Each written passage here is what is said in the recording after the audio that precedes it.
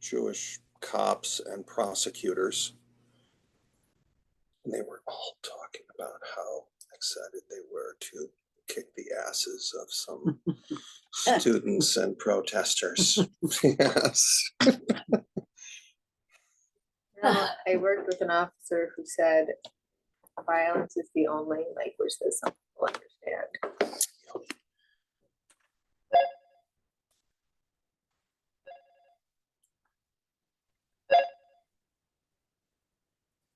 Good evening, Rabbi. Good evening, Lois. Hi, Rabbi. Hi, Arona. Excellent to hear your voice, Arona. Likewise. And hi, Jude. Hey, Jude. I'm sorry. Speaking of Jude, I met today.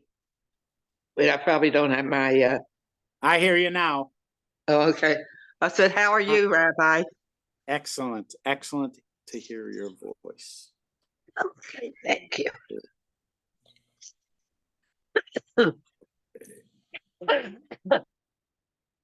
Somebody doesn't sound All right. right. So here in our studio audience, we have Hannah, we have Liz, we have David, and we have Jason. And so far we have Judy and Arona and Lois on our Zoom.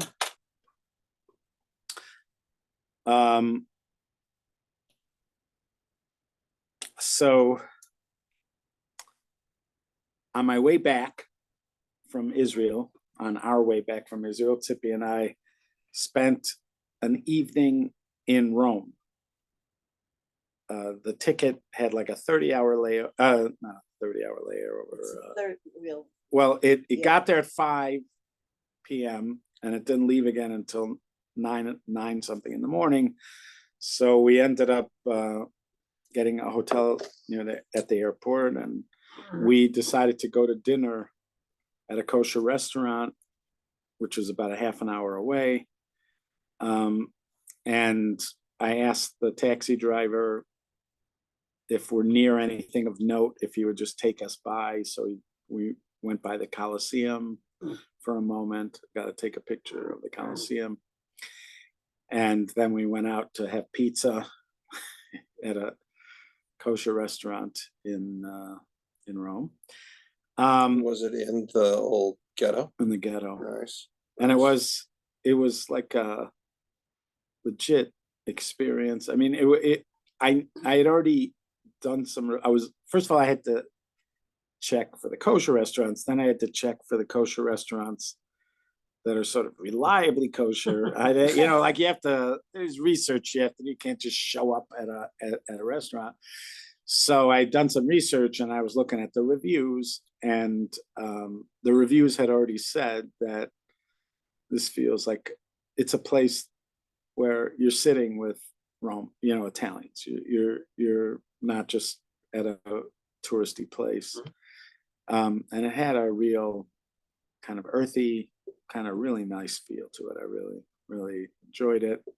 My wife, one of her basic food groups is pizza.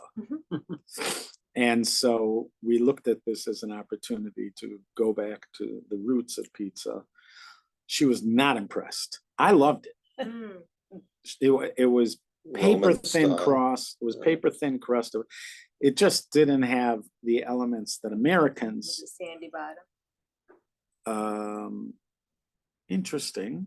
I have to think about that. It might be. Yeah. It might be. But it wasn't like New York pizza is thin, but it's like firm. This was, paper thin. I was marveling at it. I actually picked it up and was looking at it sideways because I had never seen anything that thin. And the sauce was great. I thought everything about it was great. My wife was not impressed. But we also had these vegetables that were sort of like tempura vegetables, and yes. All those were good. And we had very excellent chilled white wine. Everything about it wasn't expensive. The people, it was families, and you could tell they were Rome, people from Rome, and a lot of them weren't wearing yarmulkes or things. They were just like, Jewish people from around the area that were having a meal. So I really felt like we were having just a taste. Obviously, it was just a night, but we're having like a little bit of a taste of Rome. And reflecting on it while it was happening, I even was talking to my wife about this, how it's a complex experience. Because Rome, the Roman Empire, conquered the Israel and destroyed the Beit HaMikdash, and we are in an exile that began with the Romans. I've also spent 10 days in Greece with my mother when I was about 40 something years ago. And so I've been on Athens and Rome, and these represent culture that that I'm born of, Western culture. They are the foundation of Western culture. And there's a part of me that is that is of Western culture. I remember, and I think I've shared this with you, because I've shared with you almost everything. But I have a friend who I've been learning with since 1995. We meet once a week on Fridays, and we study together. Shmuel Goodman, who David Bojan's friendly with. So we used to learn at Borders, like just off of Lake, like by the expressway. Mhm. And we learned there for like 10 years in that place. We'd learn at the coffee shop and study. And I remember getting there early one time, and there's this guy, Thomas Cahill, who wrote these sort of popular books about Western culture. And he has one book called The Gift of the Jews, which I had read, about how important the Jews are to Western culture, to the very basic, most basic tenets of the Western culture came from the Jews. So I'm there at Borders, and they will prominently feature new books, and he had one about the Greeks. I think it was called The Dark Wine Sea. And so I pick it, like up, and when I walk in to a bookstore like Borders or they don't have so many anymore, but like Barnes and Noble, those kind of places. When I walk in, it's like walking into a casino. My heart starts pumping. I'm like looking over everything. It's exciting when I'm going in, and I'm having that moment. I'm holding this book. I'm gonna buy it because I really like the other one, and plus, not long before then, I had listened. You know how they have these. They originally were on cassettes, then they were on CDs, but Like they have a those. class, Yeah, that would, like Right. on 30 cassettes. exactly. Yes. And I did one of those on the early Greek playwrights like Sophocles and others, and so. And by the time I finished that, I realized like Shakespeare is like a child compared to those people. Wow. Just the subject matter they were dealing with, the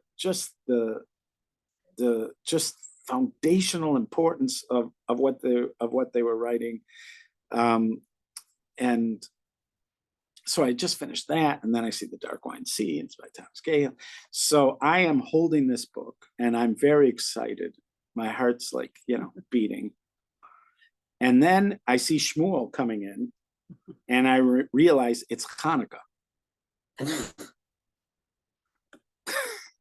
And it's like this jarring kind of shift, because we're in Hanukkah, which, if you scratch the surface of Hanukkah, is Greek civilization moving in and sort of running over or potentially running over Jewish civilization in the process, and the struggle to to, maintain a vibrant Jewish culture in a world that has just been taken over so I'm all excited for this Greek book. And it's Hanukkah. It's Hanukkah. And he walks in and it's like the vision of God, it's like, and I'm just shook by it. Like, what just happened? What just happened? And I realized that there is a part of me that is a child of Western culture, of Western culture. And there are ideas that I take as fundamental that come from being a child of Western culture, and they are the fathers of that Western culture. And then I am a Jewish soul, and this kind of conflict, it was like Hanukkah's going on inside of me, like that kind of thing is happening inside of me. Also, there was one time my father and I, there were a couple of years where my father and I went to these large events. One was in Milwaukee at the Bradley, at that time it was called the Bradley Center, and one was at the United Center. There was this guy who organized these events where you had inspirational speakers, but they were all, like Colin Powell spoke, Laura Bush spoke right after they left the presidency. Charlton Heston spoke. Terry Bradshaw, they had Terry Bradshaw. They had, I forgot what his name is, one of the prominent coaches from Notre Dame. They had all these different kinds of people speaking there. From, Charlton Heston spoke. I think it was at the United Center one. So Charlton Heston spoke, and he spoke about playing Hadrian. Now, Hadrian is the emperor associated with the 10 martyrs. There is a poem, there are two poems about the 10 martyrs that we read as part of liturgy. There's one that was written by Rabbi Yehuda Halevi called Eila Ezkara, and that one is read in the repetition of the Amida on Yom Kippur. And then there's another one which is read during the keynote on Tisha B'Av morning. But both of them suggest that all these 10 martyrs died around the same time. Rabbi Akiva was amongst them, Rabbi Yishmael,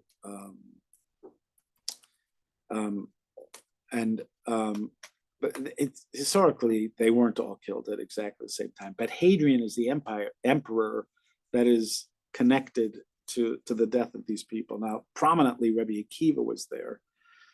And I've been to Caesarea, like the last 10 years, probably 8 times to Caesarea, because I go with the pastor tours.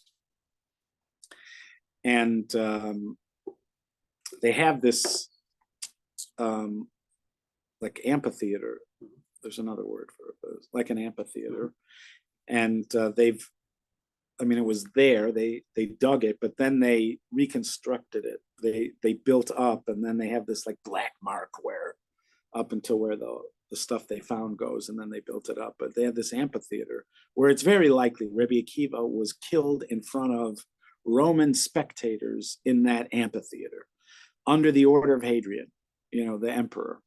So he's talking about what an experience it was to play Hadrian, what a deep understanding he had of human character, and in his research, how moved he was, etc. That was the foundation of his speech. And as he's talking, I'm becoming angrier and angrier because he is glorifying this man who was, who wickedly, killed some, not just Jews in general, but these people who were one step below angels. And then I realize that I look around and there's 20,000 people there, and I'm the only guy getting angry with this speech. And if anybody's listening to it, I don't even know who's listening to it, but I'm the only one getting angry over something that happened 2,000 years ago. I'm still upset about it. And that was sort of humorous to me, but it didn't mean that they weren't authentic feelings, etc. But yet you have to somehow find context. And so this business of how we relate to other cultures, especially cultures that were responsible for terrible killing and murdering of Jews and terrible conquest, they're responsible for the exile, these cultures of Athens and Greece. And so I'm there, having pizza in Rome, having another one of these experiences where at the same time fascinated by the fact that this is Rome. How much our government is modeled after a Roman model. There's so much of our life in present day in the Western world that they are the fathers of, and so much brilliant contribution to what eventually is my life came from this place. And there's a part of me that's in awe of that. And there's another part of me that's just like, this is Rome, spit on the floor, because they're the ones who destroyed the Beis Hamikdash. And how do you live like that? What are you supposed to do? I mean, I think there's some people who would say that this business of being a child of Western culture is just the detritus of exile, that it's just something I've picked up from being in exile. It's not something laudable. It's not something that I should be praising. Rather, it's a sad reminder of the pitiful condition that I'm in, or that we as a people are in, being in this exile, and that my work should be to remove as much of that as possible. And there's certainly Jews who attempt to do that who think it's very much a part of their service of God to remove as much of that as possible from their lives, that won't associate with the music of Western culture or the literature of Western culture. When I went to yeshiva in Israel, they didn't want us reading novels. And they were, talking about, novels, English, American novels. They didn't want us reading novels. And I'd never experienced that. We didn't have that in high school. I went to yeshiva high school. Nobody ever said anything about reading there. But when I got to yeshiva in Israel, it was a sort of a striking moment when I had that, that experience. In high school, we were not supposed to listen to rock music. Now, there, Rabbi Soloveitchik forbade it. You could not have it. I had albums and they took them away.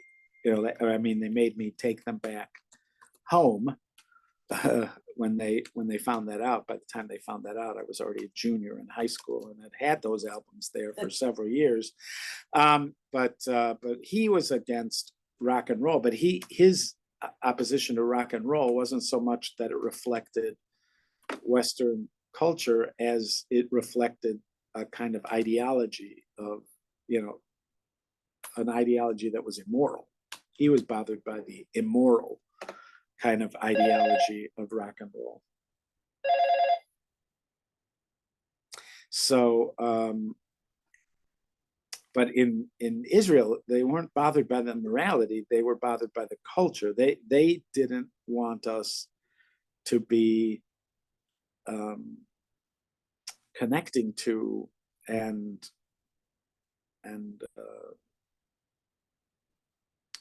liking Western culture. They very much felt it was the responsibility of a Jew to find the purest expression of Judaism, and to live the purest expression of Judaism, and to sort of cleanse yourself of anything that was otherwise.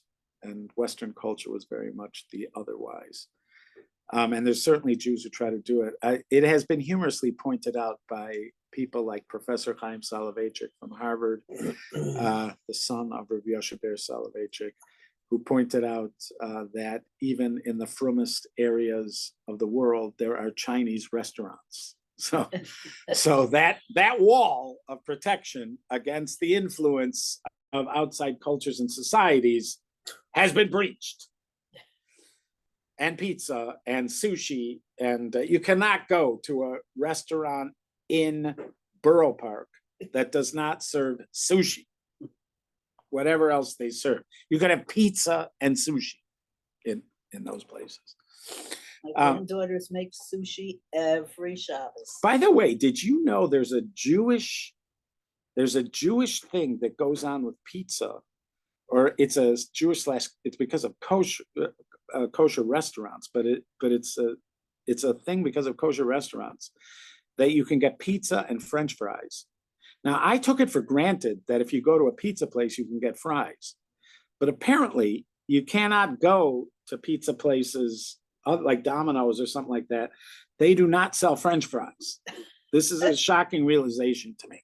Okay, anyway, so this thing, so it in sort of thinking about the cultural clash that goes on within me and what to do about it. I have come to a place where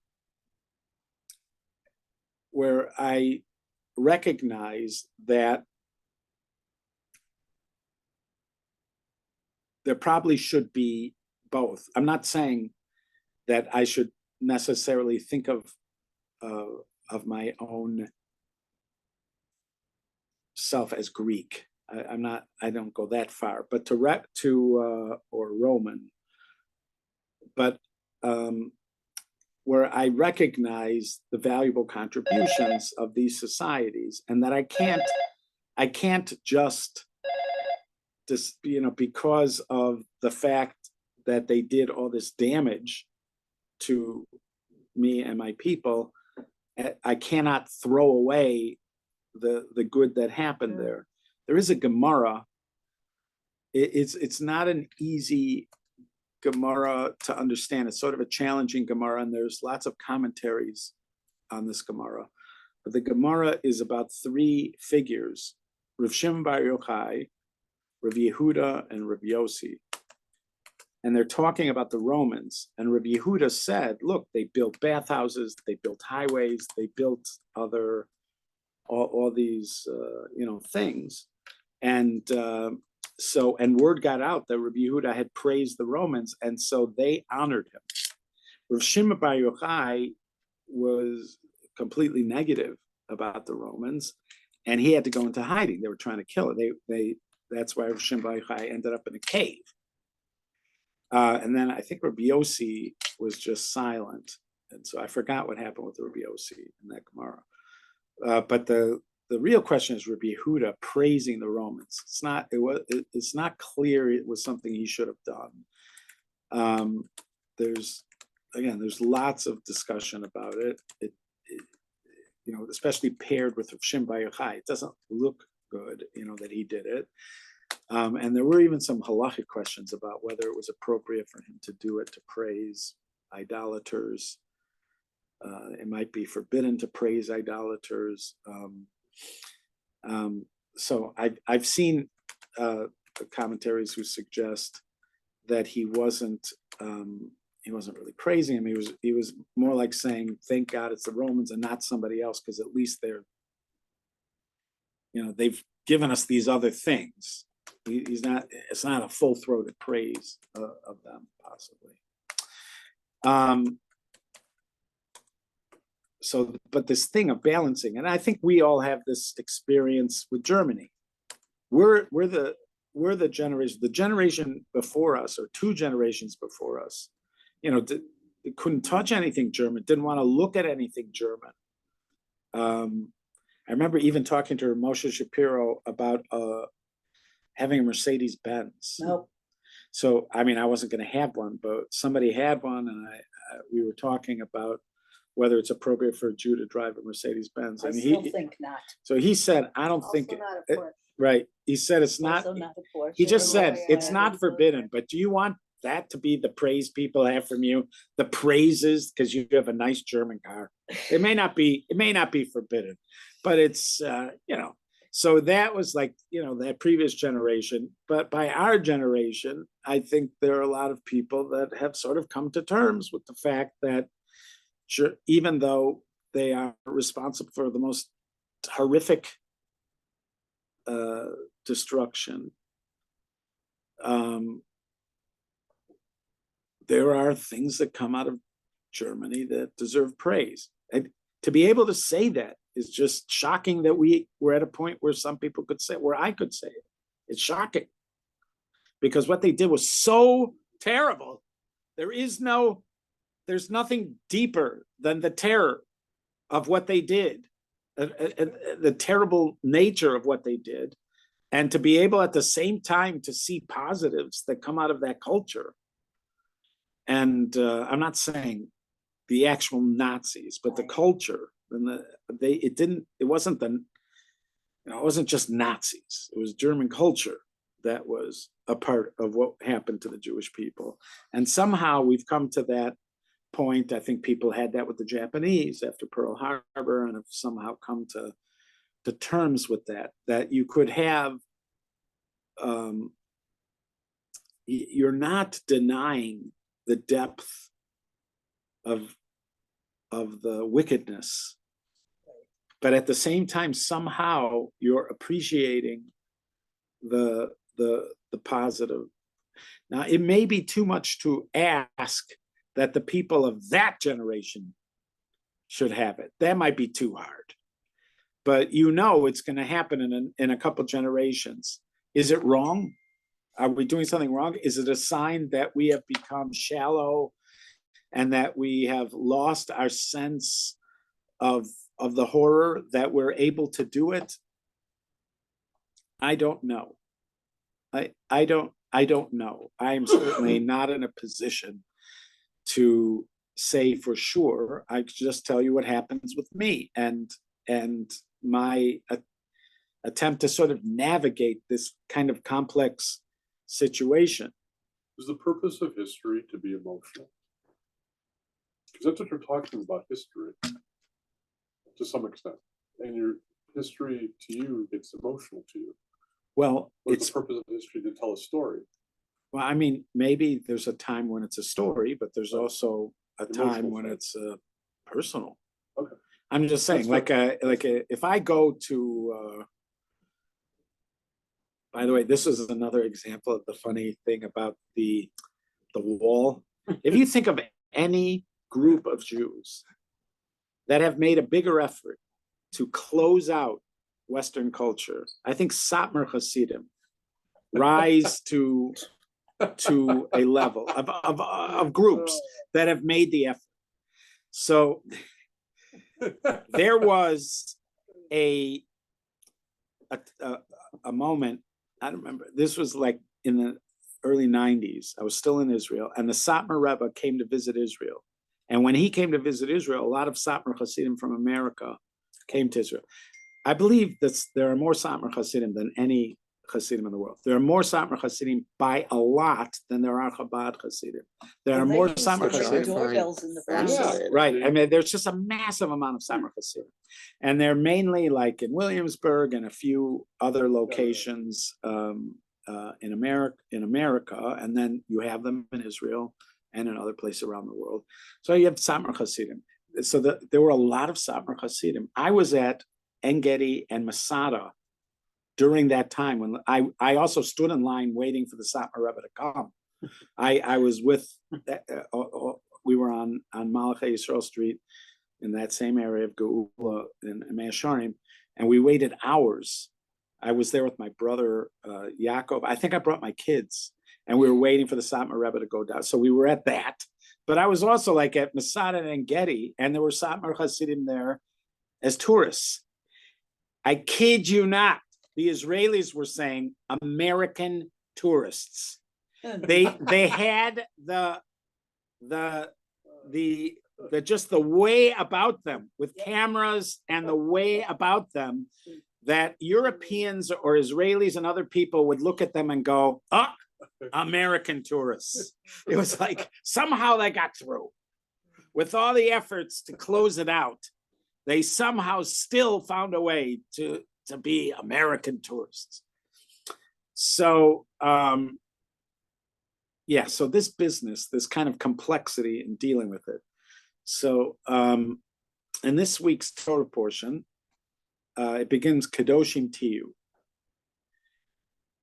Ki Kadosh Ani Hashem. So says Hashem. So you be Kadosh, which we translate as holy. Be holy because I am holy. That's what God says. So this word holy is something almost everybody uses, but it's not a word that when pressed, a lot of people can define. It's, holy. What is holy? Holy. It's holy. It's holy. So, but when you are forced to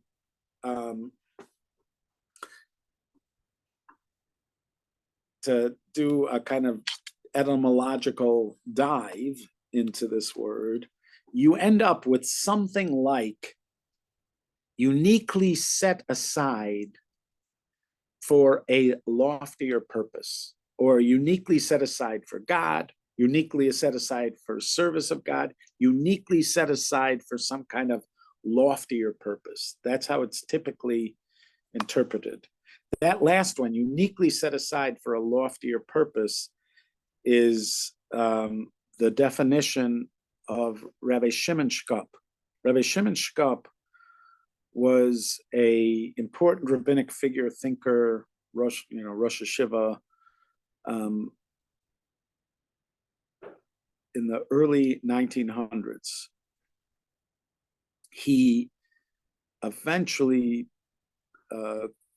was part of the Telz yeshiva world, and he's still very much revered in the kind of Telz community. But he's very influential in the broad yeshiva world, and he's one of the go-to kind of thinkers, commentaries when you're studying in yeshiva, Rav Shimon Shkop. So he wrote a work called Shari Yosher, and in his introduction to that work has become a kind of classic. The work itself is a classic, but the introduction in particular is something a lot of people study.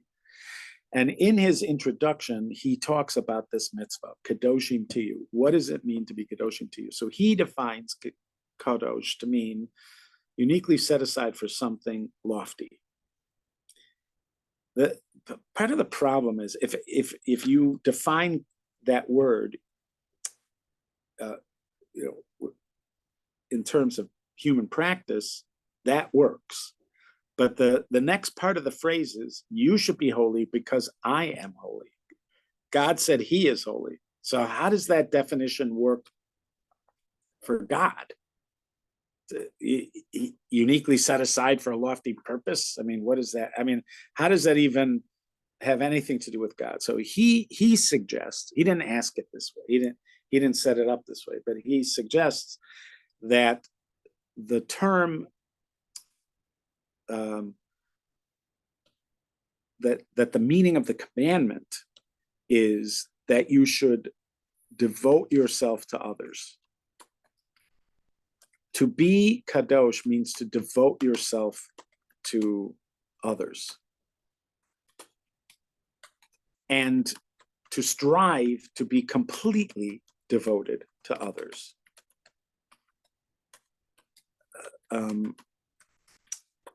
And he says that when it says God is holy, or when God says he's holy, what he means is I am devoted to others.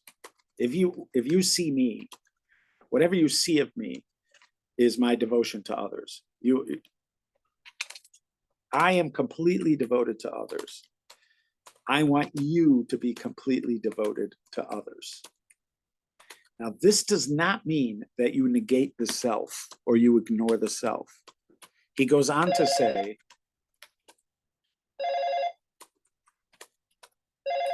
still practicing saying she, thinking about God every time that means. You don't negate the self. It's quite the opposite. What you do is expand the self, or at least your experience of self. So how do you do that? We start with the self being our body. And then we extend that. We recognize that we're a soul within a body. We start to expand that. And then we start to include those around us. They actually are absorbed into self. They become absorbed into self. So when I think of myself, it's very hard to distinguish my children from me. It's very hard for me to distinguish my wife from me. It's very hard to distinguish, my parents from me. That's a healthy expansion of self. This is not arrogance, like where the self is just overpowering them, but this is an expansion of self that starts to include people outside of me. And then that continues to expand. It starts to expand to friends, and then it expands to community and neighbors, and then it expands to people beyond there. I told you about that meditative experience I had. My cousin Maureen got involved in using meditation in the field of healthcare to help healthcare professionals in their work, and to help the relationship between healthcare professionals and patients and outpatients. And it was a course that originated at Emory University, and it was I think Emory University had a partnership with the Dalai Lama. And so they have integrated meditation courses into Emory's curriculum in all different ways. So that's how this started.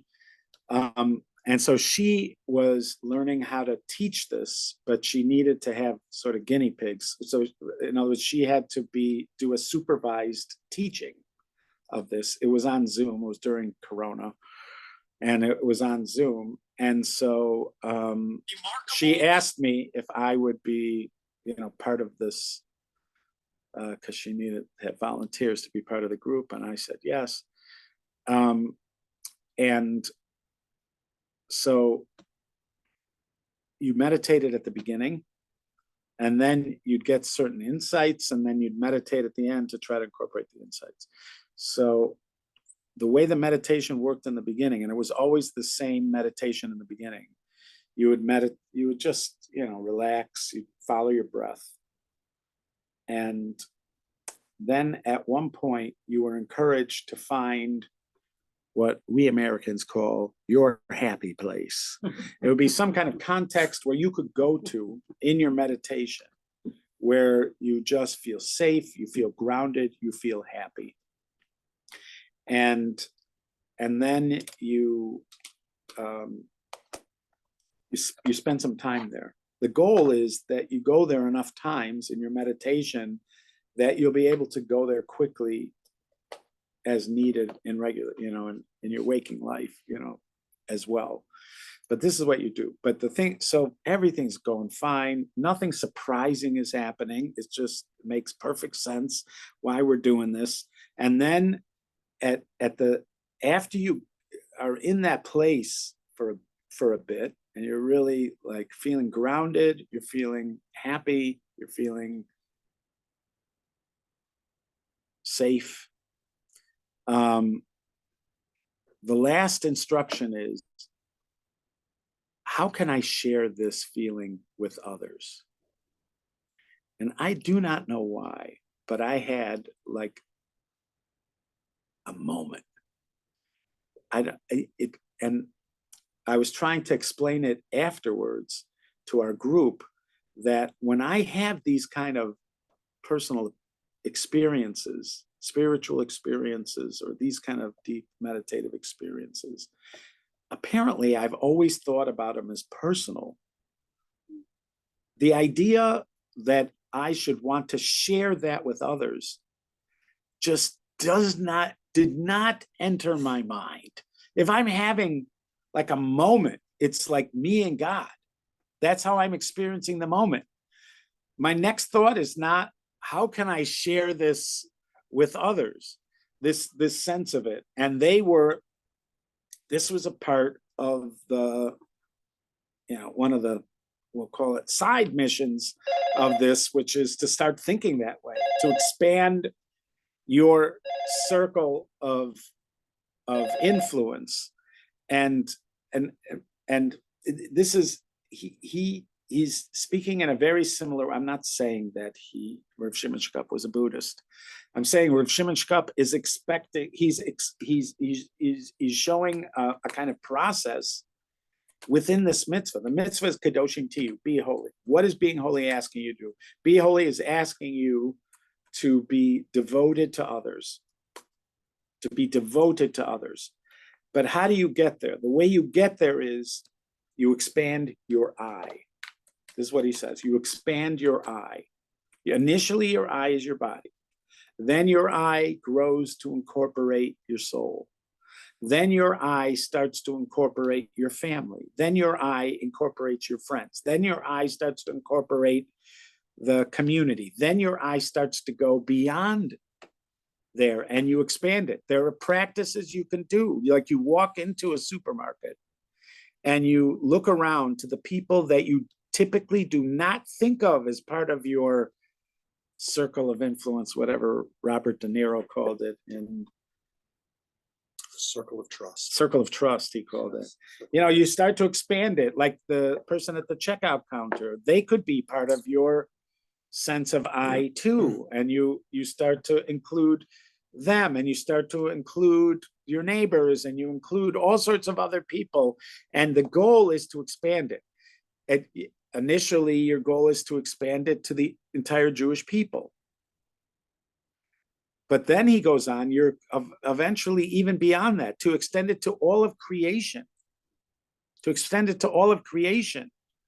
That your eye becomes all of creation. When it says, V'ahavta l'reacha kamocha, love your neighbor as yourself. Love your neighbor as yourself is an actual instruction on how to do it. The achievement of love your neighbor as yourself is through this kind of expansion of self. Now, so again, not an egotistical expansion of self, but a self that identifying everybody as you. Everybody is you. Everybody is part of you. And that kind of expansion is the path to the successful fulfillment of this mitzvah. Even the people that you think shouldn't be part of this end up being part of it. We say about the 4 species, it's a bundle. The 4 species is a bundle, and each species represents a different grouping of Jews. But there's one bundle, the one that's the aravos, that is the willow, that doesn't have flavor and it doesn't have smell. That bundle is said to represent those people amongst us that have nothing. They've done nothing. They have nothing. Maybe they're even what we would call wicked. And they are also somehow a part of us. They are also somehow a part of us.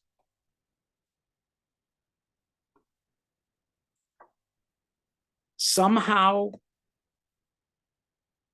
at some point, we are supposed to recognize that the Romans are a part of us, that the Greeks are a part of us, and that the Arabs are a part of us, and the Palestinians are a part of us. And as hard as it is to imagine that right now, and you would never say it to a German, a Jew who was in the Holocaust, you would never say that to them, because it's too much to expect. But there is something about the couple generations later. I will say to you that it is very, the people that were at the Nova Festival on Simchas Torah we're not expressing, at least on the surface, we're not expressing full devotion to Torah and mitzvos by being at that festival. But they may be the holiest Jews we'll ever get to meet. There is a lesson in that. There is a lesson. The people taken hostage, the people, etc. You would have beforehand looked at them and said, this is a Jew. This is somebody representing Jewish values on Simchas Torah, dancing to Led Zeppelin and stuff, whatever they're dancing to. I doubt if it was Led Zeppelin, whatever it is, dancing to something instead of dancing with the Torah. That's somebody representing, and somehow that person is so much higher than I am, so much higher than I am, on such a high level. And all of us, when we are davening, Hasidic communities in Israel say Avinu Malkeinu. They are saying a prayer that is reserved for times of penance. They are saying it on Shabbos and on Yom Tov for the hostages. And many, not all of them, they're not just saying it for the hostages that were taken from their homes. They're saying it for the hostages that were taken from that festival, who were involved in stuff that they would have considered the farthest from what they believe, and an expression farthest from the expression of Judaism. They are the holiest of holies. Even the Aravos are also a part of us, and not just because I'm big. I'm acting big, so I'm going to consider you part of our group, or I'm I'm an elevated spiritual being. That's why I'm considering you part of our group. No, they are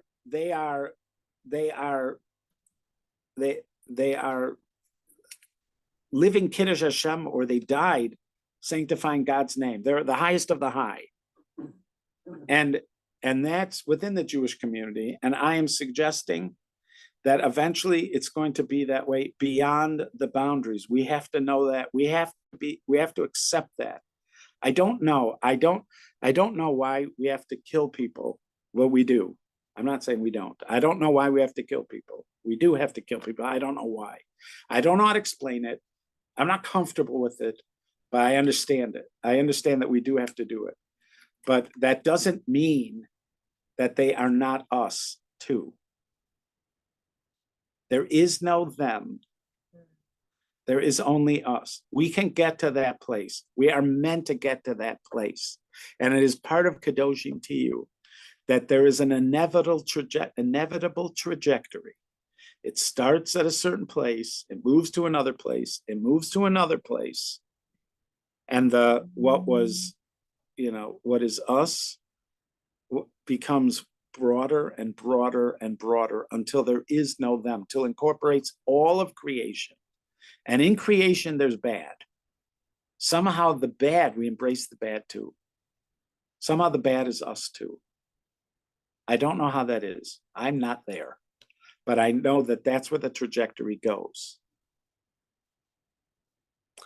And with that, I say we meet again. I suggest we meet again next Tuesday night at the same place. I miss learning with you guys, and I look forward to getting lots of opportunity to do it in the future. All right, be well.